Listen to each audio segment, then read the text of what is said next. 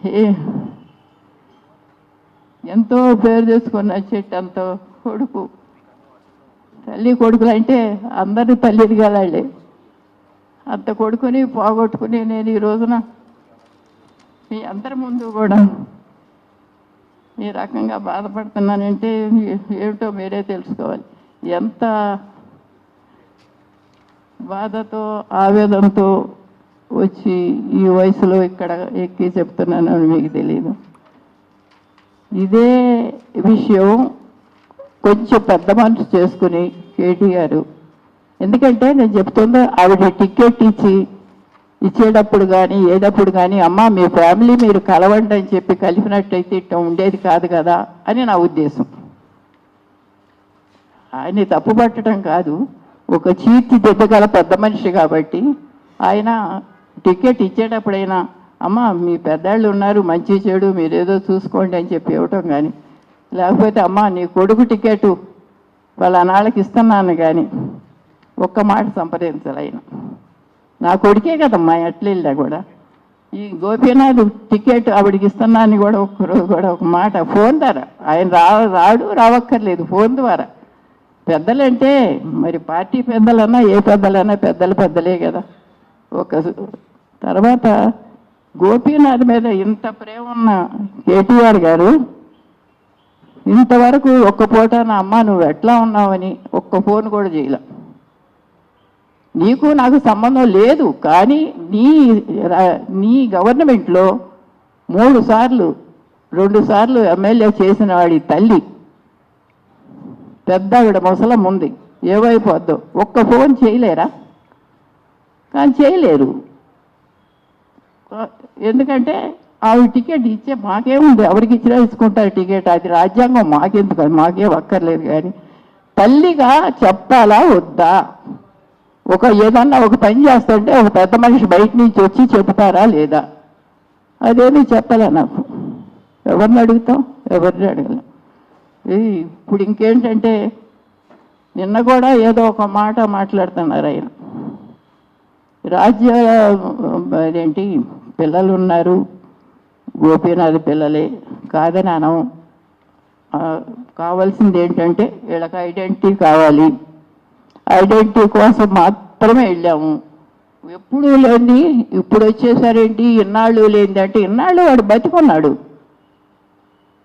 గోపీనాథ్ గారు బతికున్నారు. బతికున్నప్పుడు మనం ఏం చేయలేం, చచ్చిపోయిన తర్వాత కూడా ఏమి చేయలేం. కానీ మరి వాళ్ళ ఐడెంటిటీ కావాలి కాబట్టి ఐడెంటిటీ కోసం పోరాటం. ఇప్పుడు ఐడెంటిటీ వచ్చే వరకు పోరాడతాం. ఐడెంటిటీ లేకుండా ఆ బిడ్డ ఎట్టా బతుకుతాడండి? నువ్వే క్యాప్చర్ చేసుకుంటే సరిపోయిందా? గోపీనాథ్ భార్య నేనే నువ్వే డిక్లేర్ చేసుకుంటే సరిపోదు కదా. గవర్నమెంట్ చెప్పింది నీకు, అది మానేసి నువ్వు అన్నీ వాళ్ళకేమీ లేవు కాగితాలు, వాళ్ళు ఇట్టిదే అని చెబుతుంటే ఈ మనసు చాలా దెబ్బతిన్నది. మాలిని గారి మనసు చాలా దెబ్బతిన్నది. నేను ఇంతుంటే నేను అబద్ధం ఆడుతున్నానా, నేను భార్యను కాదా, ఈ రకంగా ఎందుకు వైరల్ అవుతున్నాయి మాటలు?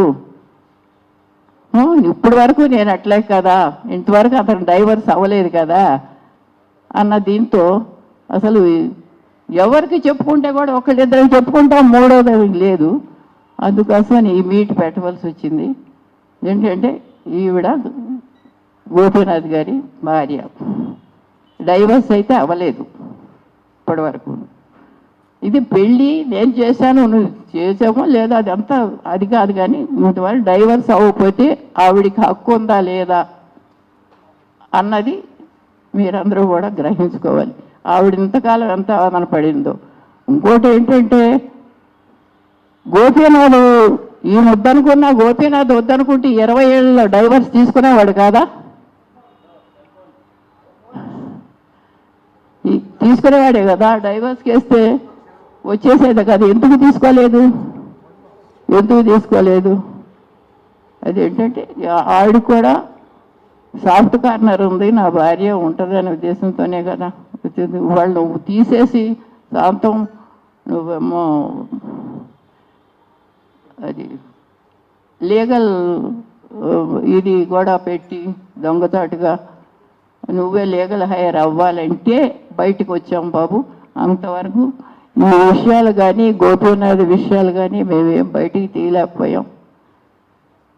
6 నెలలైనా సంవత్సరం అయినా ఎంతైనా వాళ్ళు లీగల్ హైర్లే కాబట్టి అది కూడా చాటు మాటుగా కాకుండా నలుగురిలో నిరూపించుకోవాలని వాళ్ళు అనుకోబట్టి నేను చేయగలుగుతున్నాను. ఇంకోటి ఏంటంటే నేను కేటీఆర్ గారు ఒక మాట అన్నారు, విన్నాను. ఇదేంతో చేస్తున్నారు, ఏముంది, టికెట్ కావాలంటే కేసీఆర్ కాళ్ళ మీద పెడితే వస్తుంది కదా అనే మాట ఒకటి అన్నారు. అంటే నా పెద్ద కొడుకు కూడా వాళ్ళు ట్రై చేశారు టికెట్ కోసం. అంటే బీఆర్ఎస్లో కేసీఆర్ కాళ్ళ మీద పడితే టికెట్లు తీసుకున్నారా అందరు ఎమ్మెల్యేలు అని నేను అడుగుతున్నా.